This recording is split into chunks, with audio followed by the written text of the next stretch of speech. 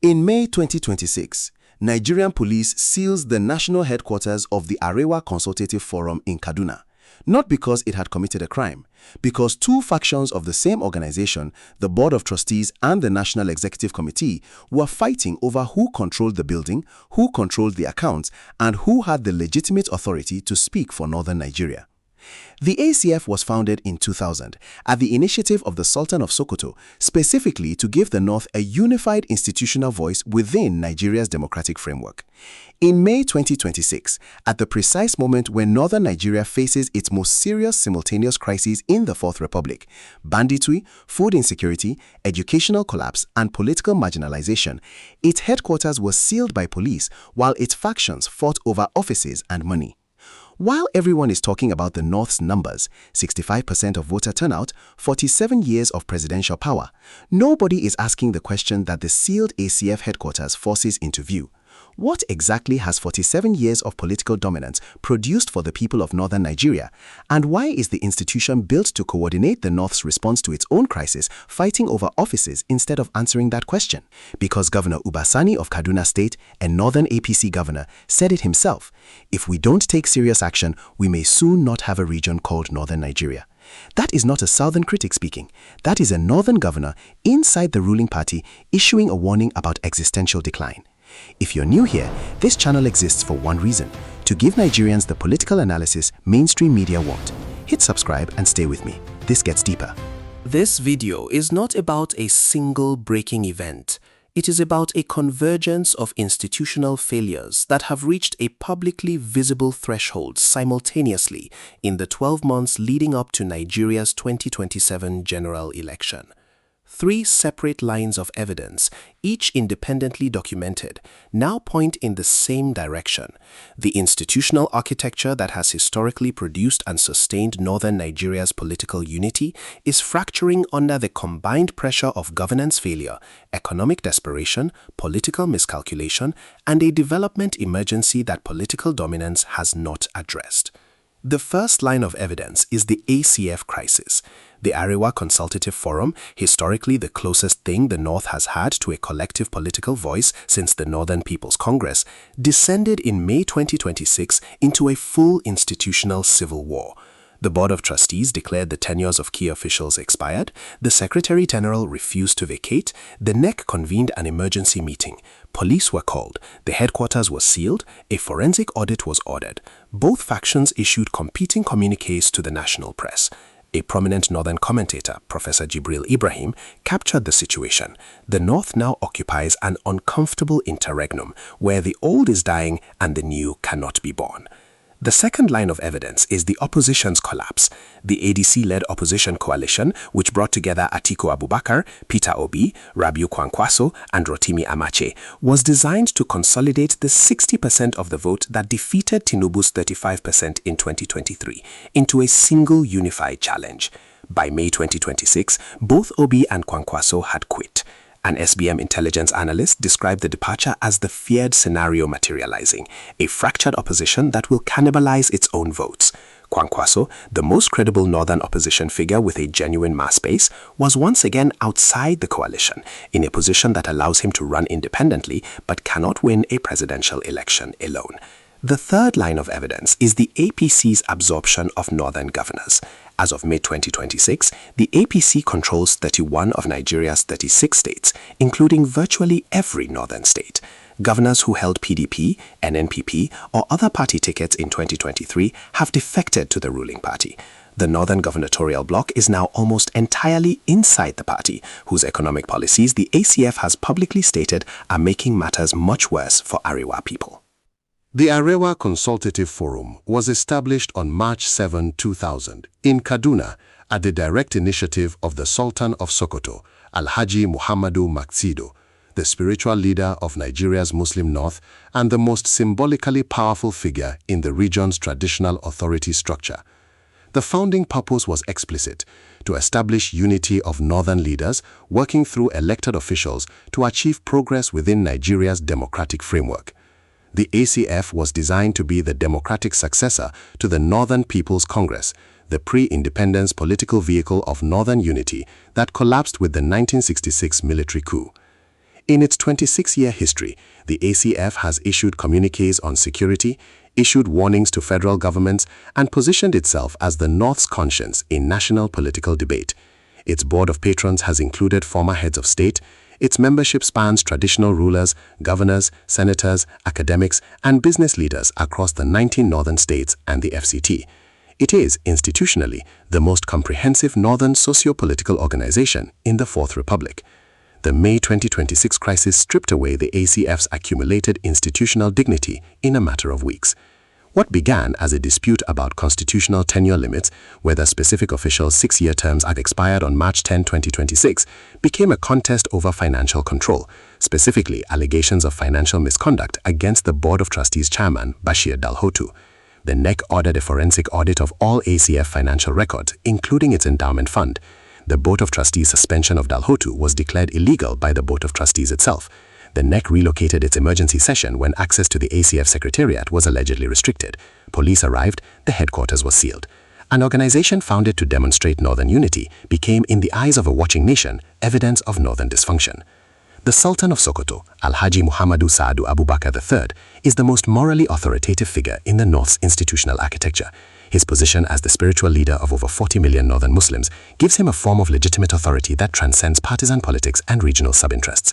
Commentators calling for resolution of the ACF crisis have specifically cited the Sultan as the figure capable of facilitating genuine reconciliation. The Northern Traditional Rulers Council, which the Sultan leads, has been described as actively coordinating with governors, security chiefs, and community leaders on the region's broader challenges. But the Sultan's authority is moral, not executive. He cannot order a forensic audit to conclude. He cannot force the ACF's competing factions to accept each other's constitutional interpretations. He cannot compel the Secretary General to vacate an office or the board to withdraw a suspension. The ACF crisis is, at its structural core, a dispute about institutional power and financial control, and those disputes are not resolved by moral authority alone. They require either legal adjudication or a negotiated settlement that both factions accept as legitimate. Calling on the Sultan to resolve a financial governance dispute is itself evidence of the depth of institutional failure.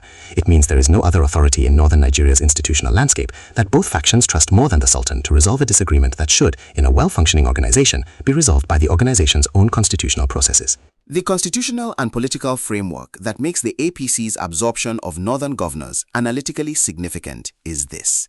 In Nigeria's federal system, state governors are simultaneously the heads of state government, the de facto leaders of their state-level party structures, and the primary resource mobilizers for any political campaign in their state.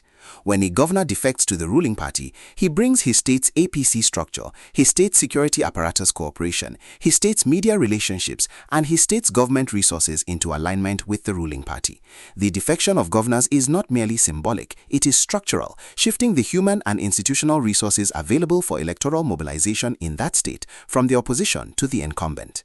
For northern Nigeria specifically, the absorption of virtually all northern governors into the APC creates a specific accountability problem. The ACF has publicly stated that Tinubu's economic policies are worsening northern conditions. If that assessment is correct and the poverty data supports its direction, then the political mechanism that should correct failing economic policy, electing governors who will pressure the federal government for different policies or support an opposition presidential candidate, has been removed by the defection of those same governors into the ruling party. The governors are now constitutionally aligned with the administration, whose policies their region's own advocacy organization has publicly criticized.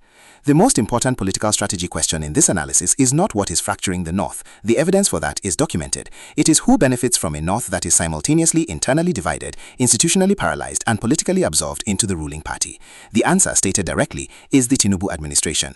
A North that cannot coordinate a unified opposition voice because its ACF is in crisis, its most credible opposition figures have quit their coalition, and its governors are inside the ruling party, is a North that cannot generate the kind of organized electoral resistance that brought APC to power against PDP in 2015.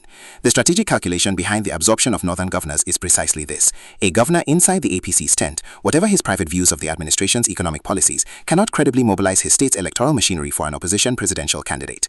Prominent northern voices have explicitly named this dynamic. Babachir Lawal, the former SGF and one of the most publicly outspoken northern APC critics, has accused Tinubu of deliberately destroying the North. Former Sokoto Governor Attahiru Bafarawa launched the Arewa Cohesion for Peace, Unity and Development Initiative explicitly as a non-partisan platform, a deliberate signal that the partisan structures available to northern interests, the ACF, northern APC governors, are too compromised to serve as vehicles for genuine northern advocacy. Rabiu Kwankwaso's exit from the ADC coalition is the single most analytically significant development in northern opposition politics in the current cycle. Kwankwaso is the only northern political figure since Buhari who has built a genuine mass-based political movement, the Kwankwasia, that is not primarily dependent on state government resources or elite patronage. His ability to win Kano, the north's most populous state, in 2023, with a party that had no federal government backing, demonstrated that genuine grassroots northern opposition is possible. His departure from the ADC coalition removes the only northern figure who could have given the opposition a credible mass-based presence in the northwest. The Kwankwasia movement's own explanation for the coalition collapse focused on rival ambitions and the difficulty of reconciling Atiku and Obi's competing constituencies on a single ticket. That explanation is accurate as far as it goes, but it understates the deeper structural problem. Any northern-led opposition coalition must simultaneously satisfy northern voters who believe the presidency should return to the north in 2027, southern voters who supported Obi's Labour Party project as a break from ethnic arithmetic, and the Middle Belt communities who are most directly affected by the insecurity that APC northern governors have failed to address. Those constituencies have fundamentally different interests, and building a coalition that addresses all of them requires a level of political sophistication and trust that the current field of northern opposition leaders has not demonstrated. At the Second Liberty Symposium in June 2026, a high-powered gathering of traditional rulers, federal ministers, media tycoons, and academics, participants including Emir of Kano Mohammed Sanusi II and Information Minister Mohammed Idris Malagi, signed off on a development framework built on 5 principles: truth over denial, productivity over dependency, merit over mediocrity, unity over fragmentation, and leadership over rhetoric. The symposium represents the emerging alternative northern leadership architecture, not through the ACF, not through APC governors, not through opposition politics, but through a coalition of credible individual voices with moral authority in civil society, academia, traditional institutions, and media. This alternative architecture is analytically significant because it suggests that the North's politically aware leadership class is already calculating that the formal institutional vehicles, the ACF, the APC, the opposition, are insufficient and that a parallel credibility structure needs to be built before 2027. Now, if what I just told you surprises you, drop a comment below. I want to know what you think before we get to the part that changes everything. The poverty data that underlies this analysis is not a political argument, it is a World Bank assessment. 8 of the 10 poorest states in Nigeria are in the north. Sokoto State, the Sultanate seat, has a poverty headcount exceeding 90%. Northern Nigeria produces more than 60% of the country's rate of maternal and child mortality. In some areas, maternal mortality ratios exceed 1,000 deaths per 100,000 live births. 1/3 of children under 5 are stunted due to chronic malnutrition. Governor Ubasani of Kaduna, speaking in his capacity as a northern APC governor, warned that if serious action is not taken, we may soon not have a region called Northern Nigeria.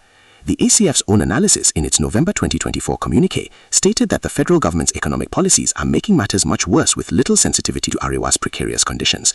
The national implication of these figures is not primarily about northern Nigeria, it is about Nigeria as a whole. A federation in which the majority of its population lives in extreme poverty concentrated in one region, and in which that region's political leadership has been absorbed into the federal government's political machinery, is a federation that has structurally disabled the accountability mechanism that should correct the policy failures producing those conditions. The development emergency in northern Nigeria is not a regional problem, it is a national governance failure that sits at the center of every credible analysis of Nigeria's democratic sustainability. The security crisis in the northwest and north central is not separable from the political analysis in this video. Banditry, the term used in Nigerian security discourse for the armed groups that have made farming impossible in large parts of Zamfara, Katsina, Sokoto, Kaduna, and Niger states, has its structural roots in the same conditions that the poverty data describes: communities with no economic alternatives, no educational infrastructure, and no credible state presence capable of offering either protection or opportunity. The Northwest Governor's public declaration rejecting negotiations with bandits and demanding unconditional surrender is a security posture, but it is not accompanied by a credible development posture, a funded, coordinated program to reduce the economic desperation that makes banditry a rational choice for communities that have no other viable options.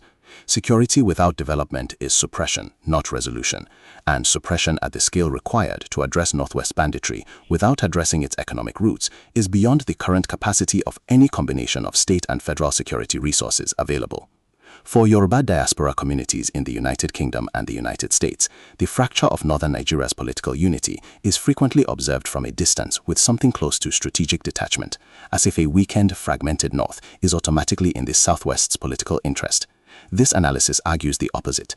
A northern Nigeria in genuine political and developmental crisis does not benefit any other region of Nigeria.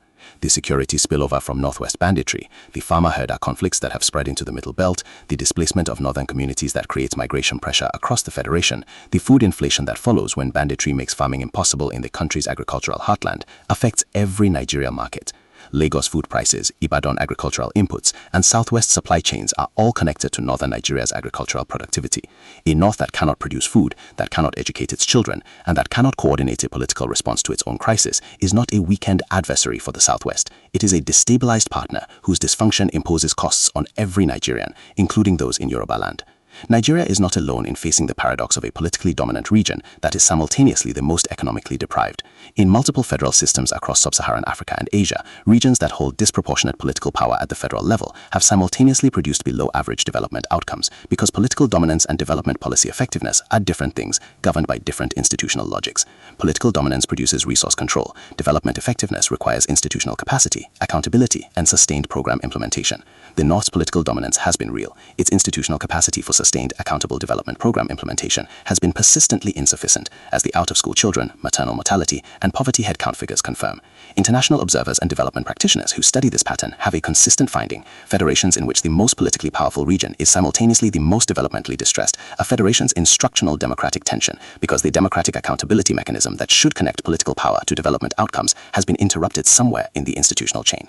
The most analytically honest counter-argument to this analysis is rooted in Nigerian political history. Northern unity has fractured before and reconstituted itself before each major political transition. The NPC fragmented after 1966. The Northern Bloc within the NPN collapsed after 1983. The Northern consensus within the PDP broke down in the 2011-2015 period when Buhari mobilized a specifically Northern opposition base. In each case, the fracture was real, documented, and publicly visible. And in each case, the shared interests that historically bound the North's political class together reasserted themselves when the electoral moment required it. The argument from historical resilience is not trivial. It is supported by 4 decades of Nigerian political evidence. If the APC's 2027 candidate is a Northerner, or if the opposition produces a Northern candidate with sufficient Southern support, the incentive structures that produce Northern Bloc voting can reassert themselves regardless of the current institutional fragmentation. Misconceptions in public discourse.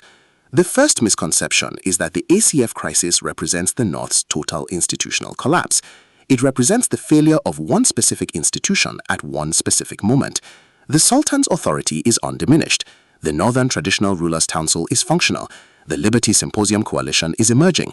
The Ulama community retains mass-level moral influence.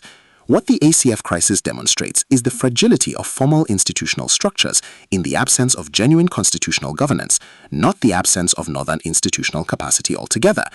The second misconception is that the APC's absorption of Northern governors represents those governors abandoning Northern interests.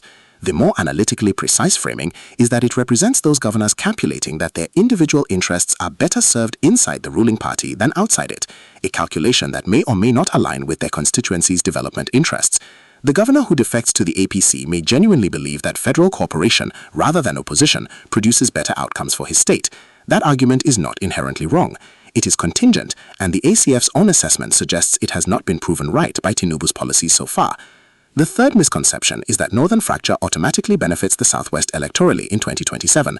The Southwest's dominant party, the APC, is the same party whose policies the ACF has criticized. A fractured North that cannot mount unified opposition to Tinubu's re-election does not represent a Southwest political victory. It represents a consolidation of a Tinubu administration that the Southwest's own electorate will evaluate in January 2027, based on economic delivery, not regional arithmetic. For Southwest Nigeria, the fracture of Northern political unity presents a specific strategic challenge that the region's political leadership rarely articulates publicly. The Southwest's dominant governance tradition, represented through institutions, policy depth, and the Olowo progressive legacy, has historically depended on a politically coherent North as a counterpart in federal negotiations. A Southwest that governs effectively and a North that governs effectively can negotiate Nigeria's federal architecture in ways that produce shared outcomes. a Southwest whose political leadership dominates federal institutions, while the North's developmental crisis deepens and its political institutions fragment, does not produce a stronger Southwest position. It produces a federation under structural stress, one in which the Southwest's governance advantage is exercised over a partner region in existential decline, with all the political instability, security spillover, and resource allocation pressure that implies. The Southwest's strategic interest is not in northern fragmentation. It is in a northern political and institutional reconstitution that produces the kind of regional leadership capable of implementing development policy, coordinating security responses, and engaging the federal government as a credible partner rather than a client.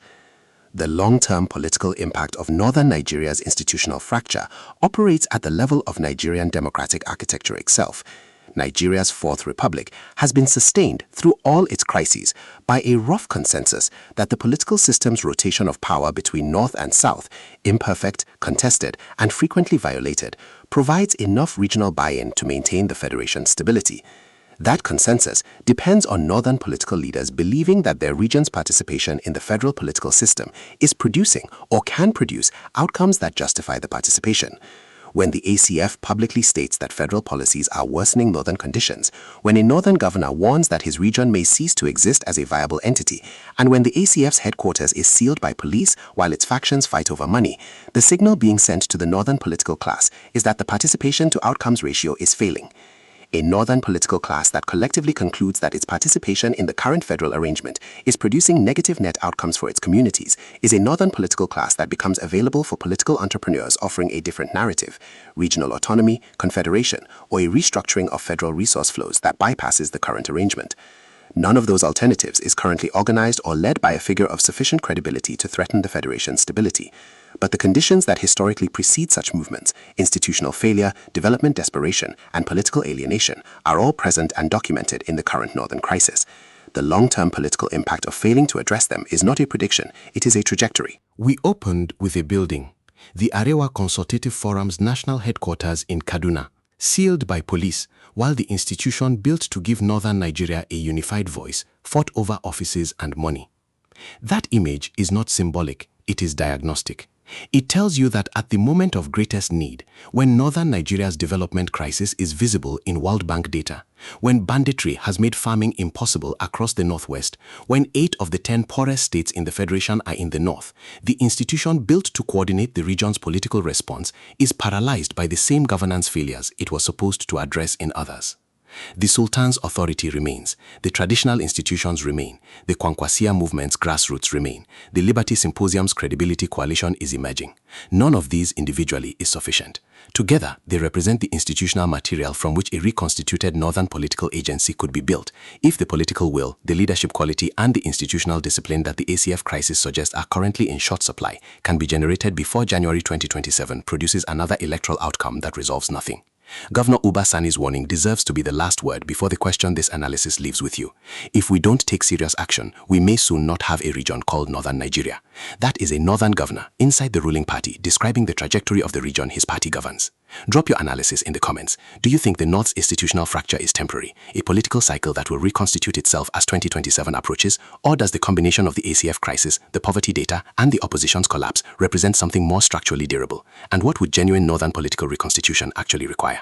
If this analysis gave you clarity, share it with one person who needs to understand what's really happening. Like, subscribe, and I'll see you in the next one.